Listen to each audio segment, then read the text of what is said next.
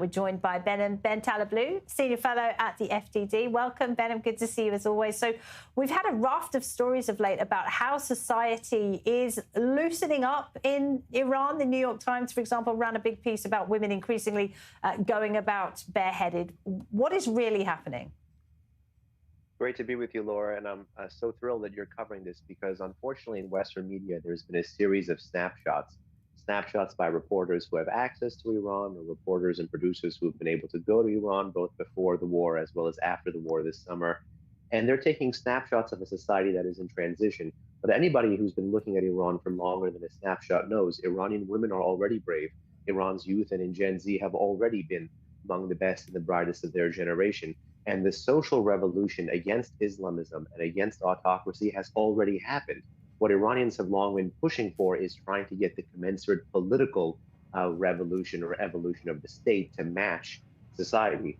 And ultimately, because the Islamic Republic is a government not run by laws, but it's a government by men, this arbitrariness in the selective enforcement of the hijab, as well as in the selective policing in terms of Iranian cyberspace and the Iranian digital space, has yielded these various kaleidoscopic images of Iran that allow some, unfortunately, to take these snapshots and use them as measures of reform or change in conversations with Western counterparts, when in reality it's anything but.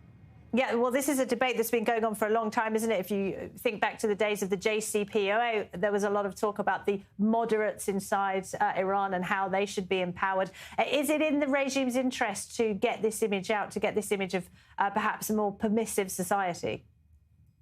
Well, certainly there's a faction of the regime that believes that it can benefit by letting loose on some of the cultural and social norms while, maintaining the draconian political pressure on society and on the Iranian people.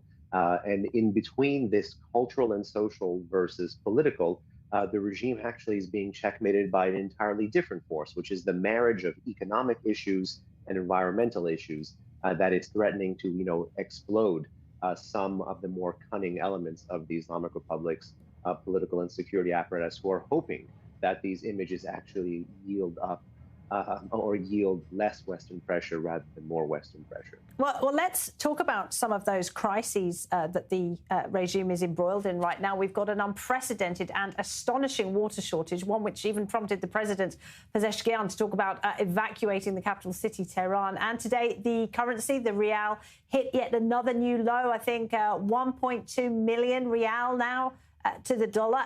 Do you think the authorities have kind of decided to pick its battles and let the hijab law slide? Absolutely. That's where I think some of this social and cultural selective enforcement is happening. Again, sometimes if you're looking at North Tehran, it may look like you're not even in Iran. But if you're looking at, South Tehran, it certainly looks like the Islamic Republic that we all unfortunately have known over many years. So even within a city, there is great variation. But what you're getting to is this larger thesis that I've been advancing about the very kind of Byzantine and discombobulated Iranian security state, which is that get ready for the next failed state. So long as Khamenei is in power, and so long as this nuclear missile drone and quest to dominate the Middle East and export the Islamic Revolution remains, what we're going to be seeing inside Iran is actually the slide towards a contentness with the country becoming more of a failed state. This contentness with the country becoming more of a failed state, I mean, the government is essentially taking its hands off the reins, focusing on only the thing that it cares about most, which is political enforcement, and then occasionally loosening up on cultural issues. Just like in the 1990s, it used to actually, in reverse, occasionally loosen up on elections, or shall we say, selections, when it came to the parliament or even the presidency in the late 1990s, early 2000s. This game is a tried and true tactic from the Islamic Republic. And in the near borderline 47th anniversary of its life, it's looking to turn back to this tried and true playbook. Wow, Behnam Taleblu, great to talk to you. Thank you so much. Thank you.